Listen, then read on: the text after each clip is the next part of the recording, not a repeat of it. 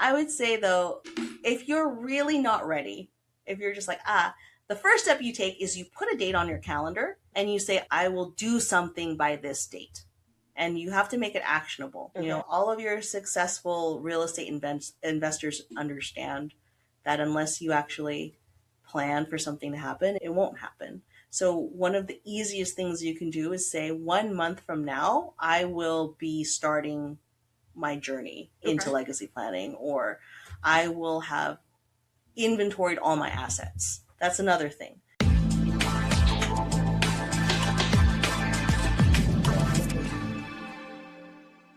So today we have Cecilia Amo. She's an estate planning attorney. She's a speaker and an author of Your After Credits Steen, A Nerd's Guide to Wills, Trusts, and Legacy. As the founder of Amo Law, she serves clients across California, including Orange County, Orange, Los Angeles, San Bernardino, Riverside, and San Diego counties, focusing on asset protection and intergenerational wealth. Thank you so much, Cecilia, for being with us today, and make yourself at home. Oh, well, thank you so much for having me. I'm so glad to be here and share some insights about estate planning with your audience and let them know that estate planning doesn't need to be scary and it doesn't need to be overwhelming. And it's really just about designing outcomes and planning your after credit scene. Yeah. So, all right, everybody thinks you become a lawyer and you're like this big wig, big roller. What inspired the massive shift from high stakes litigation to focusing entirely on estate planning and asset protection? Well, for your audience, I started my career at Johnny Cochran's law firm. Some of you are not old enough to know who that is. I am. I am. So I was involved in some pretty crazy cases, some, multi-million dollar catastrophic injury cases. And then I always loved caring for families. I felt it was a special honor to care for them after the worst days of their lives. But there's something about being able to plan for things to go right for families that really resonated with me. And I'm not talking about, what you see often in the industry of estate planning, the online DIY stuff, the 995 will put your name on some document stuff, which is basically like, making, in realtor terms, that's just putting a listing up. There's no strategy behind it. There's no one like you really understanding the market, understanding the situation. So, sorry, I got all lost. But yeah, so with estate planning, the way that I do it anyway, I get to know a family. I get to help them plan for the future. I get to help them shape their legacy. And then I also am there in the worst days of their lives and make sure that they're supported. And that is just the most incredible honor to walk with widows who are trying to figure things out. It's just it's very fulfilling. And I feel like I'm, helping families and doing good in the world. And that was the shift. I was going to say, was there anything in particular that, kind of pushed you in that direction from these crazy cases that you were dealing with to walking families through almost the worst tragedy and it's not really a tragedy, it's just everything that we go through, but it's prepping for it. Yeah, it's unfortunate that is kind of, I tell people, like the price of love is loss. And, you can't bargain that away, unfortunately, but you got to make the best of every day. Yeah. So I actually went through a transition period where after I got married, living the 60-hour-a-week life was not for me, and also doing trial work on the weekends. And I was also trying to run a ministry at the same time, and I kept getting pulled in on Sundays. I don't know if you know, I have an anime outreach ministry. And yes, and one of my branches is actually based in your state. So yeah, so I went through this period of time where I felt like I needed to step back away from this, trial litigation and trial work. And then I went on this journey of, what am I going to do? I went and I served some nonprofits. I did some, work in that area. I focused on my ministry a bit, and the whole time I'm like, okay, what am I going to do with my law degree? And then I connected with my mentor, Allie Katz, who was training lawyers in doing estate planning a new way, really focusing on the relational aspect of it. And it really felt like the answer to my prayer of what the heck do I do with my law degree in a way that is meaningful and serves people in a way that will make me feel good about everything that I'm doing. Oh, that's amazing. My audience knows that I got my real estate license in 2008, and the weekend that I actually passed my class, I lost my daughter. And so not only have I been through that loss, but also the loss of my ex-husband, who just passed away a few years ago, and then the loss of my current husband's mother and father. And unfortunately, siblings aren't always the kindest people. And when you're going through some of this, he's got one biological sister and then has 3 step siblings, and the one biological sister basically stole everything from everybody. And had wills changed literally 2 weeks before her mother died. So we try to have these kinds of conversations because of this, because of the things that we've been through. So, you talk about your ministry, I'm assuming that's how you view legacy, through kind of this pop culture lens, helping not only investors, but just everyday people overcome their fear of like legal planning. I mean, the things that they don't teach us in schools. We were just talking about financial literacy and how to take care of our, what our legacy is going to be. They barely teach us how to live, and then they don't teach us structuring. So I'm assuming that's kind of where this came from. A bit. So I've been a lifelong nerd. So I've been going to anime conventions since, the early 2000s, which is why I was starting an anime outreach ministry in 2010 when most people didn't even know what anime was. It was really funny because there were people at my church who were like, "Isn't that porn?" And I was like, no, it's not. It's not. Oh no, oh my goodness. I was like, no, that's not actually, but anyway, yeah, because I've gone to anime conventions and Comic Cons and grown up in this nerd culture and storytelling. It's really just the easiest way I know to explain things.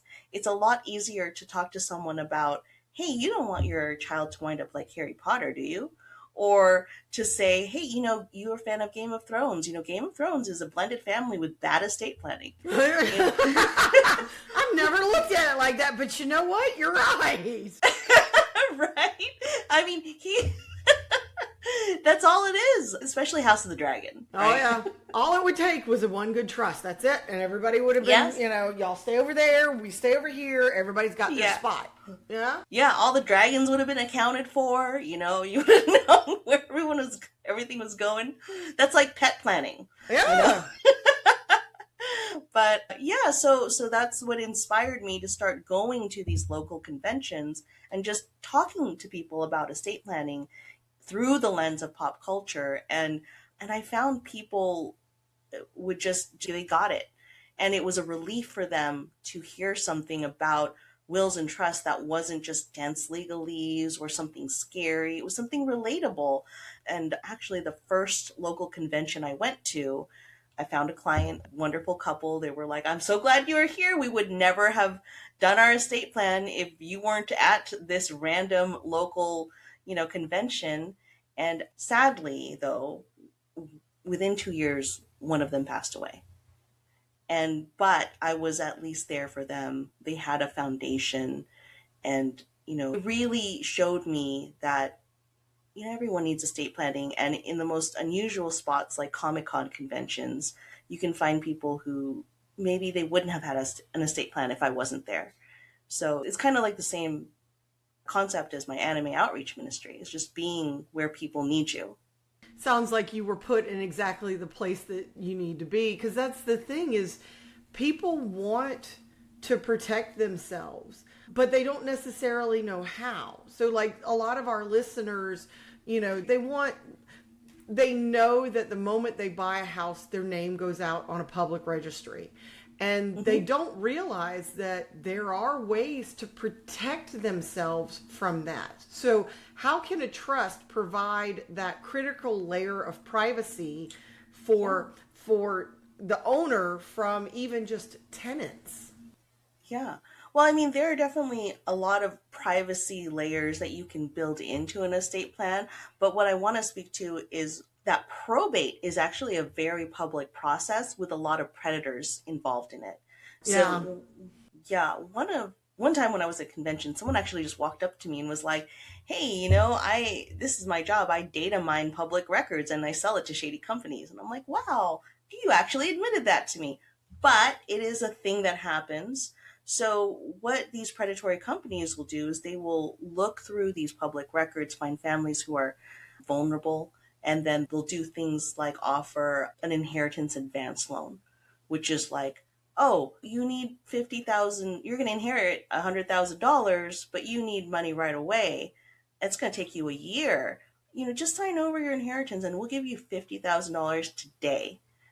And so they wind up losing half of their inheritance because of just this need of, we need money right now, we're vulnerable, and this predator has found them through these public records. And I mean, there's so many different scams out there, as you know. They're only multiplying by the day, and this is a very old scam. I think even David Bowie, when he passed away, he had left his assistant like $2 million. And the day after everything was cleared from court, she was just bombarded with scams and trying to get the money because they knew she had inherited that much money because it's all public record. So for investors who are building generational wealth, how can trusts be structured to actually educate the next generation rather than just handing them cash or a portfolio or that kind of thing? Yeah, that's a really important aspect of what estate planning is all about. This passing on to the next generation and making sure that you're not just, preparing your wealth for your children, you're preparing your children for the wealth, right? It's statistically speaking, 90% of family wealth is gone by the third generation because there are no guardrails. So, that's one of the things. Okay, so I started a trust for my family. That way, when I die, you have the business portion that goes over to my partner, and then you have the home partner portion that goes over to my children. And I wanted to make, at the time that I did this, of course, it's been a couple years now, it's time to change it again, is that I wanted to make sure that there was somebody. So I have my best friend who's an accountant. I was like, hey, look, if my mom's not there, do you mind stepping in? Because my kids were in their early 20s. And I said, I don't want to hand them all of this money and then it's gone. Because we're all young and stupid, right? We have to be able to make it out of young and stupid. And I know if somebody handed me a ton of cash, it would be gone. Ooh, we can do... And I know this one little girl that we actually did a listing appointment for her. Both of her parents died in a car accident. And you could see the Gucci and the everything was everywhere. But she was having to sell her family home because she didn't know how to deal with the money. And the loss of her parents, she was buying things to fill up that emptiness that she had. And that doesn't ever get you anywhere. Except for broke. So this is why we talk about trust. So how can, that's one of the things is how is that structured to teach them how to keep money besides having a person in place? How can we structure education in it as well? Yeah, so it's such a great topic to go into. I love this topic because one thing people don't really understand is that trust, when they distribute assets after you've passed away, it happens in two ways. There is either the outright distribution, which is basically you are handing your beneficiary a check. The trustee is just writing them a check for everything. They can take that money, they can put it in their bank account, they can develop a gambling addiction, they can get married and get divorced in 20 days and lose a bunch of it. They have 100% control of it, but no protection. The other way is holding the funds in trust for their lifetimes. and then having a person who is trusted administering it according to the guidelines that you set forth. So this is where trust fund babies come from. You don't have to be a bajillionaire to have a child who will become a trust fund baby, or a grandbaby who will become a trust fund baby. You can plan for this. You can make sure that they have these assets, and you can also put in guidelines of how they will receive it. You can say, no new cars, right? Don't go out and buy a Lamborghini with your inheritance, or things like that. You can dictate, I've got rental properties, you can leverage this much percent, right? To refinance or take out a loan against the properties, but this is what we want, and I don't want these properties sold for 20 years. Something like that, right? Because the reality is, when you receive an inheritance, it's kind of like winning the lottery, because you haven't worked for the money. And the statistics are very similar to lottery winners. And I've seen a lot of this. I have this realtor friend, she had a client who passed away, and he had a beautiful mansion on a hill in California. Yeah. And he had a strip mall. After he passed away, he had only one daughter, and she sold the strip mall. He probably passed away thinking, oh, she's all set. She's got the rental income. She sold it. She demolished the house because she didn't like the architecture. She wanted to modernize it. And maybe this was part of her grief process. I don't know. But it was definitely a waste and very sad. So what a lot of plans I've seen and I've reviewed, they try to do a combination where they say, okay, well, I understand my kid can't get everything at 18, but maybe they can get 25% at 25, 50% at 30, and then the rest at 35, which on paper sounds good. But what are they doing in between those 5 years? What do you do when you know you're going to get a tax return? What do you do when you know you're going to get a bonus at the end of the year? You start spending it in your head. So what you don't want is, you don't want your kids to have this reliance of, okay, well, in 5 years, I'm going to get another, payout from my trust. So I'm just going to sit on my laurels and wait for that.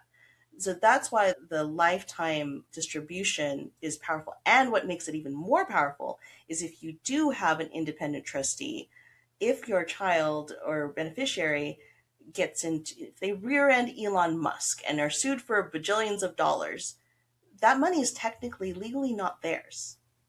So it can't be lost that way.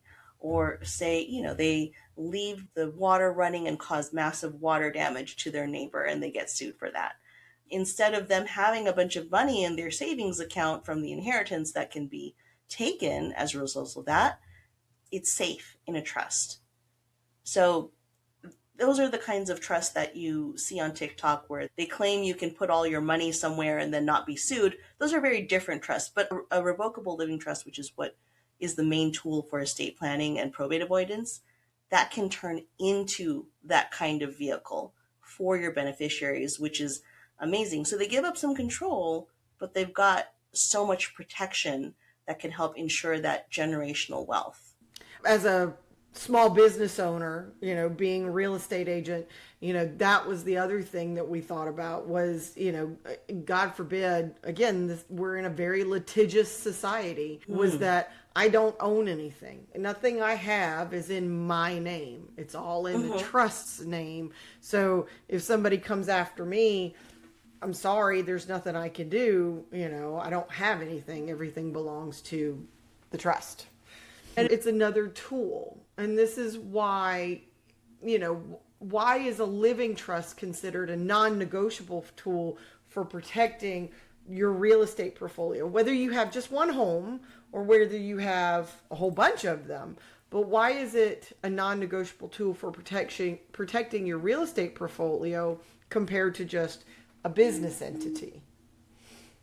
Well, that's one of the things, is you can have a business entity, right? And then when you pass away, who's signing on your behalf?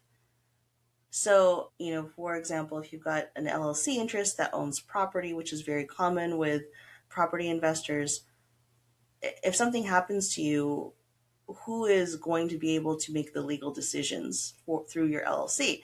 When you have a trust, you can assign your interests of the LLC to the trust, so that whoever you've designated as a successor trustee can step into your shoes. A trust is like a shopping cart. You put stuff in the shopping cart, and if you slip and fall, everything is still nicely in the shopping cart. Someone can come along and push that shopping cart for you. If you don't have a shopping cart and slip and fall, everything in your arms flies all over the place. And how is anyone going to keep track of everything?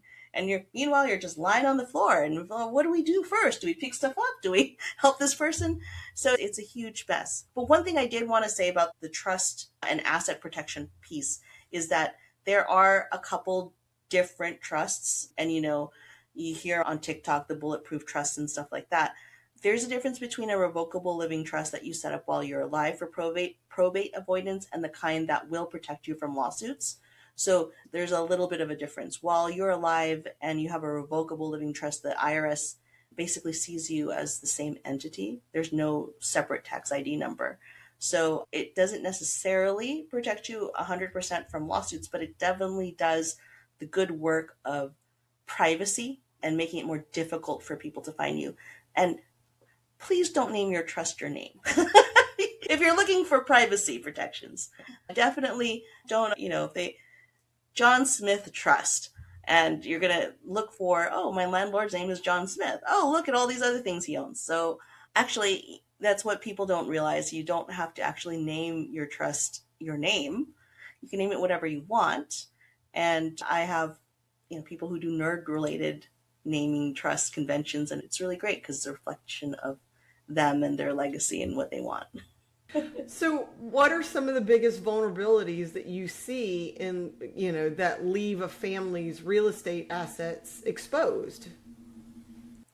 Well, just not having a plan is a huge one, right? Like I was telling you the story, a lot of people kind of rely on this, oh, we're in joint tenancy. A joint tenancy means that there's right of survivorship. If one person passes away, the other person automatically gets everything, which sounds fine, but does it apply to your situation?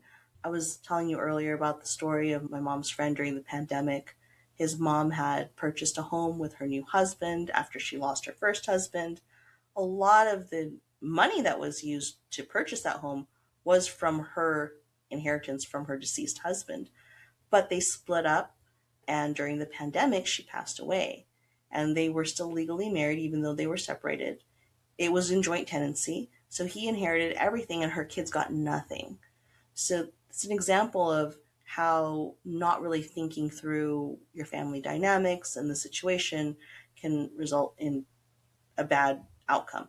Or, for the unmarried couples out there who decide to own in joint tenancy, what if you're in an accident together and there's a question of who died first? Because who died first determines whose family gets the whole thing. And that is a gigantic lawsuit waiting to happen.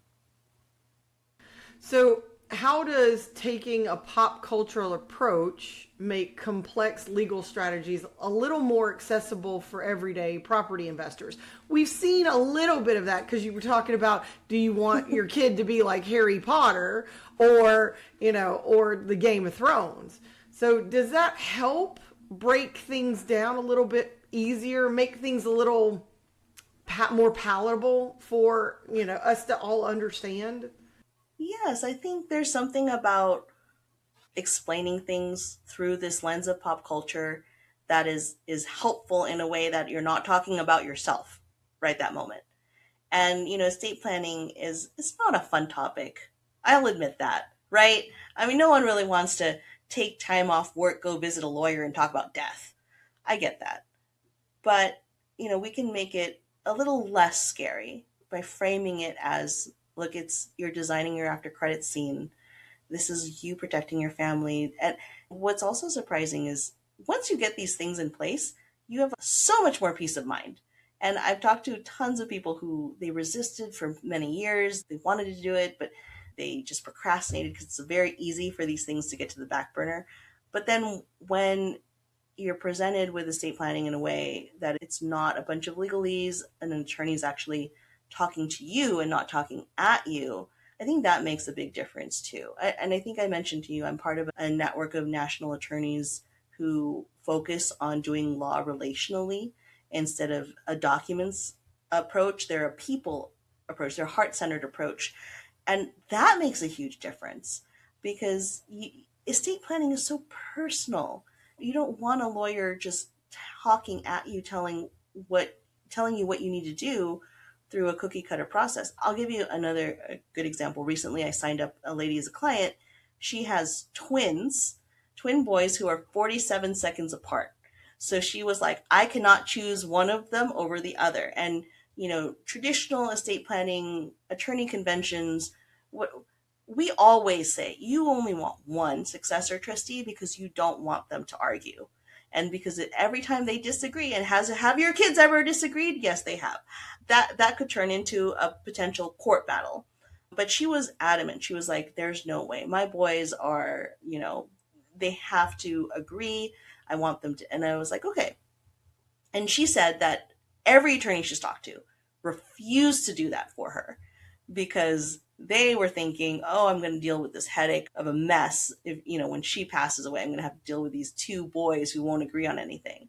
So I was like, all right, okay, I get it. Let's take a step back. How do we build in a way to make sure that if they don't agree, it doesn't go to court? Let's just think through this, right? It's just this extra step of meeting people where they are and understanding what's important to them and, building around that. It shouldn't be cold because your family isn't cold, right? It should be thought of with that heart and being able to take that time and say, okay, poor little thing, that if her boys were 47 seconds apart, they didn't give her a break from the get-go. Oh my God, she had to get them evicted them both out almost at the exact same time. But I mean, even with that, it's, my boys are like oil and water. They're two different people, completely different people, but they do come together when they need to. So it's being able to go, okay, they're not going to agree. They may not agree to begin with, but what step do we take if they don't agree? How do we find a middle ground? I think that's one of the hidden dangers that you have, because there are several on not only dealing with just a papers attorney, but especially the ones that you see, it's like, oh, you just go on this website and we'll give you all of the state forms and you can do it yourself. You could list a house by yourself. Yeah. I mean, we deal with that every single day. AI is going to get rid of all of us. Yeah. Right. Oh, yes. Yeah, sure. Because the lady in the box, whether she be Alexa or I can't say the other one's name. I call her Noodle when we don't, because she listens. Whether the ladies in the box, they don't ever get it wrong, right? Every time you ask a question, you always get the right answer. So what are some of those hidden dangers with relying on just the paper that you get off of the internet? Yeah. I think the misconception people have about estate planning, as I mentioned before, is that it's just about documents. And also, I think people think that simple documents will equal a simple outcome. And very often that's not the case. Because most people are like, I just want to keep things simple. What people really mean is they want things to be simple for their family if something happens to them. And it doesn't matter if someone's got one house or 20 houses. I've always hear people say, I've got a pretty simple situation. Because what people want is the simplicity of, I just want my stuff to go to my kids without any hassle. But going online and finding a simple document for, whatever price they sell them for these days doesn't guarantee that. If you're going on a road trip, you have to plan your trip to your destination. You can't just get in the car and just drive in a certain direction and hope to get there. And that's kind of what documents focused planning is like, is you're putting the documents in place. You don't really know what assumptions they make or if they apply. And then you're just hoping it'll get you to your target.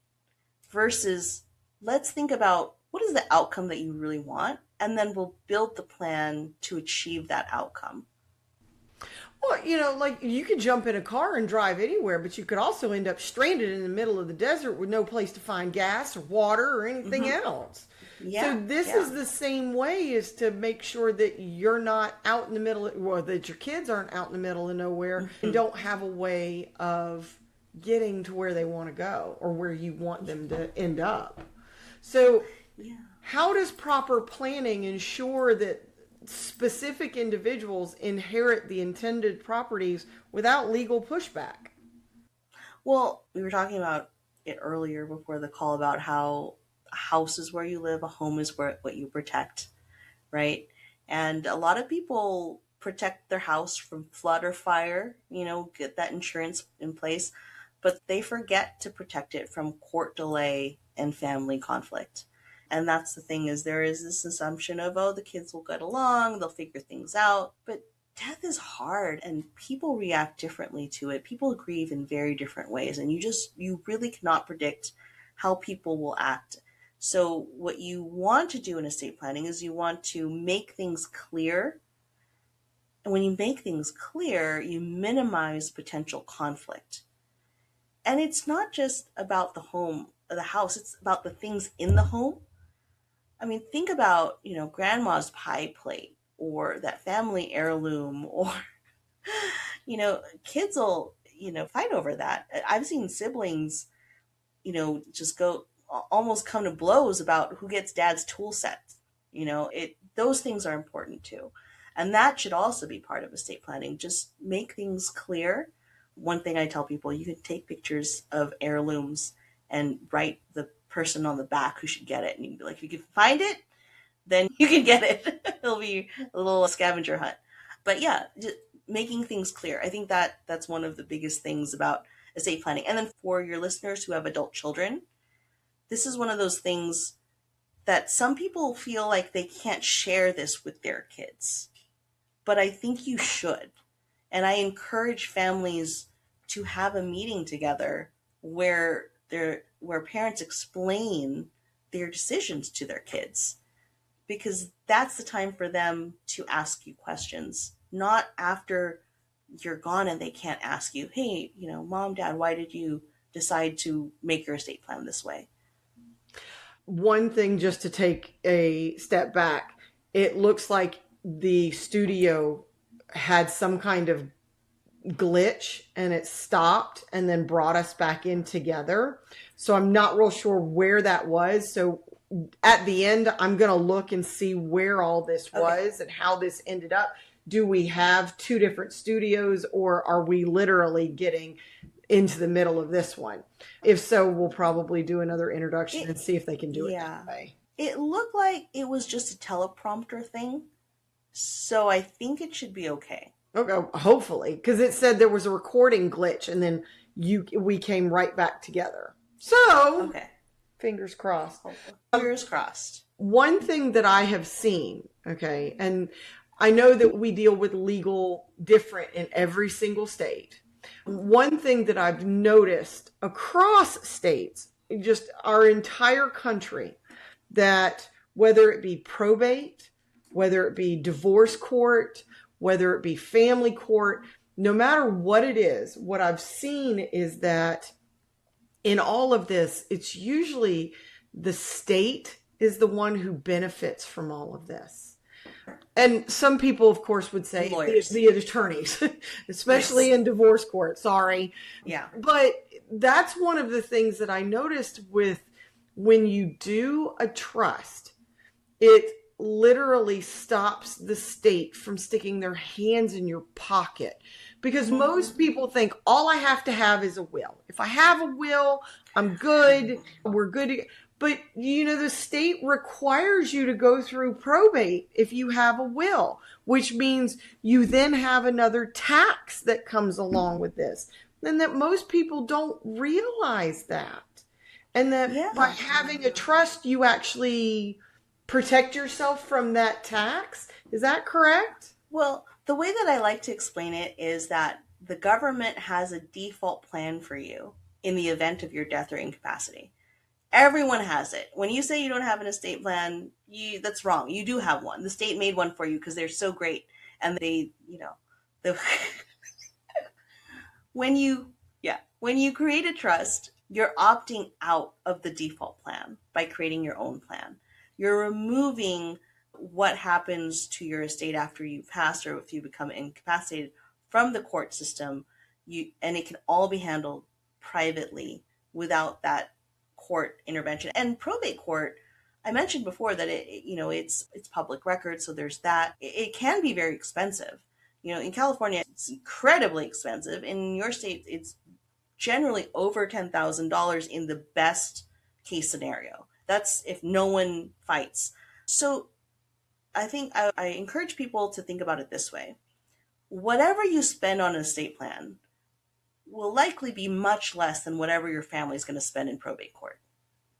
And from what you said, just like David Bowie's assistant, literally the moment that you die and the moment that they get their inheritance, there's a time frame that you have to pay the government something out of your estate or even out of yourself. So there's money that's got to come up before you even get the money that you've inherited. So if you don't have a trust, it ends up costing you money because you have to pay this tax.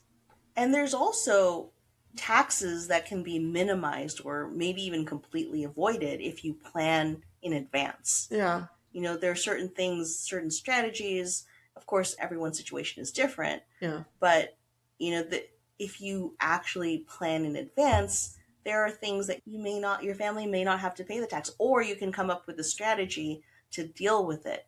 So you can just make it as easy as possible for your family. And that's really what it's about, right? Protecting your family from a time in their lives where they should be focused on grieving you if something happens to you. And, it is about the money, yes, but it's also about the stress and being thrown into a court battle and being, having your name public record and how much you're going to get and having all these predators come after you. There's just so much around what a trust can do for a family, making sure that your children don't get everything at 18. What if they're minors? If you don't have a trust, they get everything at 18. I don't know about you guys, but when I was 18, I was not great with money. I actually got a personal injury settlement when I was 18 because I was in a car accident at 16. It was like $5,000 for an 18-year-old. Not good. I think that's one of the huge benefits. Like I said, the one resource we don't have that we can never get back is time. And from what it sounds like, if you have a trust in place, it gives you that time because they tell you that when someone passes, you're not supposed to do anything important for a year. No major decisions for a year because they know that your brain is not working to its ultimate capacity during that grieving period. So it sounds like the trust actually gives you that time to not have to make all of these major decisions until you're at least in a better mental place, right? Yeah, because the trust has made all those decisions for you in advance. Everything is clear. And if the trust is structured the right way, one of the big things why trust planning fails, I'll say 3 things. 1, it's outdated. 2, it just doesn't actually reflect the wishes of the people because the documents are making assumptions. Yeah. But the 3rd one is the alignment of the assets. So that's one thing we actually haven't gone over. Yeah, that's the next one that we're talking about. The alignment of the assets. So if everything is set up the right way, then yes, for that year, the people who are left behind grieving, they don't have to figure out how things should work. Yeah. Because it's all been taken care of for them. So that was one of the questions that I had. And see, I take notes every time I write one of these things. So it's like making sure that I follow the individual's instructions.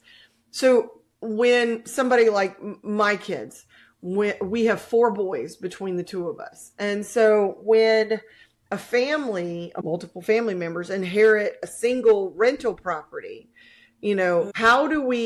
how can a trust prevent a messy, forced partition sale? Yeah. And you can follow the individual's instructions. So how do we deal with, like you were talking about, the disposition of assets and, how to make sure that all of that is clear? How does that happen? Well, The alignment of assets is just making sure that things are actually in the name of the trust or going to the trust. Okay. Because one of the things people do is they sign the documents and they go, okay, I'm done. Yeah. But it's, oh, yeah, I bought the house and now I'm done. No, you're not done, because there is a lot that goes into home ownership, right? Yeah. But I tell people that's the end of the planning phase. Yeah. So you have done the planning phase. Now we're in maintenance. And that's why I have a no cost review every 3 years. I check in with everyone at least 3 years, every 3 years, because a lot can happen in 3 years. Yeah. I even have a membership program where people check in with me every year because things are changing in their lives very rapidly. Yeah. And they want that security of like a dentist appointment or an annual physical checkup. But aligning the assets means that the trust will actually take care of everything. Because if you just sign the documents and, okay, it's great, you haven't put things in your shopping cart. Yeah. You have your shopping cart, but you haven't put things in your shopping cart. But as far as, multiple beneficiaries and having property that is generating rental income, there are many different strategies to tackle that. And I think you create those strategies based on your family dynamics, because every family is different. Are you going to have one of them be the manager? Are you going to have it, usually you're running it through an LLC, putting in all of those guidelines and contingencies of how that will really work. One of the things that I run into a lot, actually, is someone who might want their partner to be able to live in the house, and then it goes to a brother or their kid or something like that. Yeah. But they don't put in all of the, well, what happens if that partner gets married? Or what happens if they go on vacation for 6 months? Or are they paying the taxes, or is the trust paying the taxes? Or, all of these little details. So you almost have kind of a lease agreement within the trust if you're going to leave someone property for their lifetime, because you want to make it easy for the beneficiaries and the trust to say, okay, well, based on these guidelines that we have, you're supposed to pay this, we're supposed to pay this. You shouldn't, now that you have married and lived somewhere else, you don't need this house anymore. Yeah. Things like that.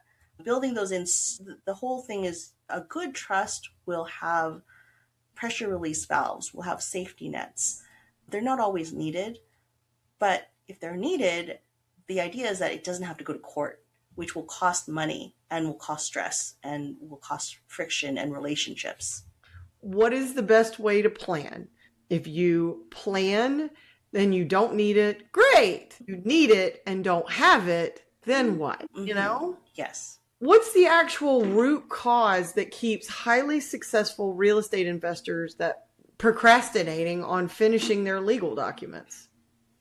Well, I think it's because, and it's just everybody. Estate planning is one of those things that we all know is important, but it doesn't feel urgent. And life gets busy. Yeah. It's so easy for this stuff to fall to the back burner. I've talked to many people who've waited a long time before they actually get this going. So that's really what it is. Procrastination is the number one thing. I think almost 70% of families don't actually have an estate plan. Yeah. Which is crazy. Unless you've gone through it, nobody expects to die. Even if you're terminal. Everyone expects tomorrow. Everybody does. Whether you have a disease, whether you die because you had a heart attack, whether you are in a car accident, everybody expects tomorrow. Yeah. Yeah, that's 100% it. It's an uncomfortable topic. It's not fun to think about. And I think half of the people who actually start doing their estate plan, it's because they've experienced a loss. They've seen someone else go through a loss. They've seen, oh my goodness, my best friend, she lost her mother and all of her siblings are now fighting over what's going to happen, or they're now stuck in probate court or something like that. A friend from work told me that I need to do this. And sometimes that is the thing that we need. But I think, and that's kind of why I wrote my book, was to make it a gentle, non-scary introduction into estate planning that I hope will get people to the next step without having to experience a loss for themselves, and have that be the catalyst for them to do their estate planning. So our listeners can find your book on Amazon, right? Yes, absolutely. I am on Amazon, Barnes and Noble, all that stuff. So if they just look up my name or if they look up your after credit scene, A Nerd's Guide to Will Street, it should pop up. So one of the other things is some of the actionable steps that our listeners can take is they can reach out to me so I can put them in contact with you. Because like you said, you've got an entire team across the country of attorneys that are just like you that help people walk through this process. So we want to make sure that our listeners know that whether they look up Cecilia Amo, look up Amo Law, look up your book, or find us through this podcast, that they can find an attorney in their state specifically for their area so they can prepare to protect their empire. Absolutely. Yes, that's so important. And when you start, you want to start with an attorney who you're investing in an attorney. This attorney should also invest in you, because if this attorney disappears after 15 years and you have to redo your trust, you will have to start over and you will basically be paying for another trust, because no attorney can just simply amend another attorney's trust. Our malpractice insurance won't allow it. Okay. So it's an investment. It's a real investment. And that's why I tell people when I take them on as clients this is a lifetime relationship that we're going to be building, because this is your life. This is your legacy. Yeah. It's that important. So looking at the real estate landscape of what it is right now, what's the most critical asset protection move that property owners are currently ignoring? Oh, that's a good one.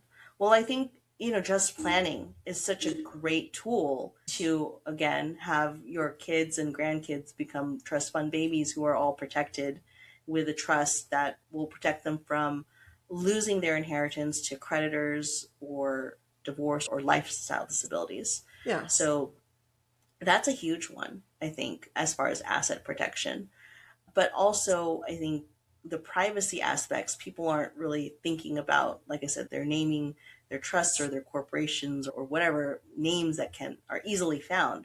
And while that might not prevent a lawsuit, it can actually at least help make it harder for someone to find you, right? Okay. So, yeah. Oh, one more thing. Sorry. Insurance, umbrella insurance, huge. Yeah. Right? That's a huge one too. What you want to do is have enough umbrella insurance so that people are not, so if you get sued on a property, you want the attorney to take the low-hanging fruit. You want them to just take the insurance policy. If you don't have a good policy for that attorney to go after, they'll go after the assets, which honestly, most attorneys don't want to do that. They just want an insurance policy. So that actually goes a long way to protecting your assets. Yeah, I mean, as a real estate agent, because I'm walking people through other people's homes, I do have an umbrella policy, and it's not super expensive, and it's just one of the ones you call your insurance agent, say, hey, I want to add this on, but you also have to make sure that it's for enough. That way everything's covered as well. So for a listener who's built a lucrative rental portfolio but has zero legal protection in place, what's the absolute first step that they should take?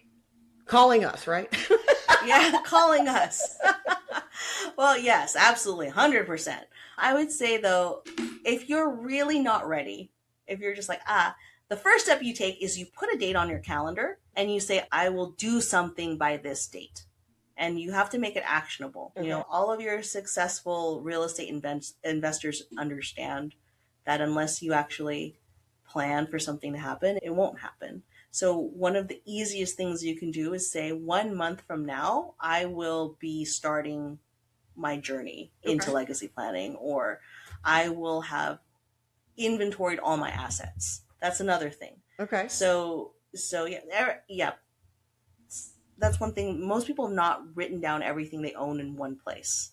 Okay. And that's part of estate planning. So just making yourself accountable, I guess, is what I would suggest. So, you mentioned writing down everything you own in one place. And this was one, I've actually had to do this. And in this day and age, it's kind of funny. We do have our cell phones, but they used to tell us to take our Polaroids and take pictures of everything and write serial numbers on the back of the Polaroids and everything. But it really is, that's a place to start. And that's a pretty big mountain. When you think about everything that's in your home, I mean, just the little things, everything that you touch in your house, that's a lot of pictures. Oh, it is. It is. And I work with collectors. So, people who have many of different items that are valuable. Such as the Funko Pops behind you. Yes. Funko Pops. Yes. I've got a few clients who they have a lot of them. Yeah. And so, I mean, just not even talking about the collections that you have, but just things, the furniture, the tactile stuff that you can touch, that's a huge thing to start with. Yeah. And some people don't realize how many bank accounts they have. I know that sounds weird, but there are bank accounts that you've opened for some purpose that you don't need anymore. Yeah. And it's there. And you're just like, it's there. And I have some clients who we start the process and by the end they've consolidated their accounts because they've realized like, oh, I don't actually need that extra savings account here or there. I can consolidate things and make things easier because that's one of the things. If your accounts are not accounted for, right? If your family can't find what you own and that account goes stale, it falls into the Department of Unclaimed Property. Yeah. And across the nation, it's just like billions and billions of dollars of assets that someone just didn't know about. And it is crazy. It's one of the ways that families lose wealth. So yeah, it's huge, just writing everything you own in one place. That's one of the things that we see a lot of, especially, God, if you watch TikTok at all, it's like, here's the binder to put it all in. Well, it's a great place to start because it gives you at least a breadcrumb trail of, okay, how many checking accounts do I have? How many savings accounts do I have? Do I have a 401k? Do I have, and you could have a 401k in like 5 different places. Yeah. Yeah. When my ex died, he had put money into crypto and I don't know if they ever got any of that out. Yeah. Crypto's a complicated one. Yeah. So what that gives you at least a start to say, this is how you get in. This is the login, passwords, that kind of thing. So people at least have an idea of where to find this stuff. And those things, those organization tools, great starting point. I think one of the good things about working with an attorney, or at least setting up maybe a secure kind of portal that will actually contact an emergency contact and say, here are the things, because, I know in this day and age, you don't want to keep passwords like on your phone, in a file on your phone. Yeah. Probably not a good idea in case it gets hacked. But working with a secure platform or working with an attorney, digital asset planning, we didn't even touch that. That's a whole thing that our generation has to deal with that no one else had to do before. The pictures on your phone are priceless. Yeah. But if you don't do anything to make sure that your family can get them, your family might need a court order just to access those pictures. Yeah. Yeah. So are you an Apple or a Google user? I'm a Samsung. Even though I do have Macs everywhere, but I do have. So you do have like both. Yeah. Which a lot of people have both. So with Apple, you need to go into your settings of your Apple account, your iPhone, and designate a legacy contact. Okay. And if you have Google, you need to go in and do your inactive manager settings. This will ensure that if something happens to you, someone will have the authorization through the tech company to actually access your information. Otherwise, they have to go get a court order to show the tech company because they are more concerned with privacy laws than they are of making sure families can get these important documents and pictures and all whatnot. That's a really good nugget. So Apple, you have to designate a legacy contact, and Google, you have to do what? Your inactive account manager settings. Inactive. So that ensures that if your account goes stale for the period of time that you designate, someone's going to get an email and they're going to be able to go in and access your information for you. Cecilia, this has been an absolute pleasure. Thank you so much for just the nuggets of information. Like I said, I take notes every single time. Just the nuggets of information that you gave me. I've started a trust, but again, it's time to update mine. And, because my life has changed, and just some of these other things we didn't even think about. Everybody can get a hold of me, or we have all of Cecilia's socials. Everything is here. You can find her on Amazon, like she said. Her book is named A Nerd's Guide to Wills, Trust, and Legacy. So you can find it that way, or it's called Your After Credits Scene. You can also get a hold of her through us. And she also has a team of attorneys that are just like her, that are focused on people's lives, not just their deaths. Cecilia, thank you so much for your time today. I so appreciate you. I thank you. Oh, thank you so much for having me. It was so great to connect with you. And this was such a great conversation. And thank you so much for having me on your podcast. Thanks for joining me on Make Yourself at Home. I hope you found insights and inspiration to help you navigate your real estate journey with confidence. Don't forget to follow, subscribe, and share this show with your friends, because everyone deserves to feel at home. Until next time, stay informed, stay empowered, and keep making moves that matter.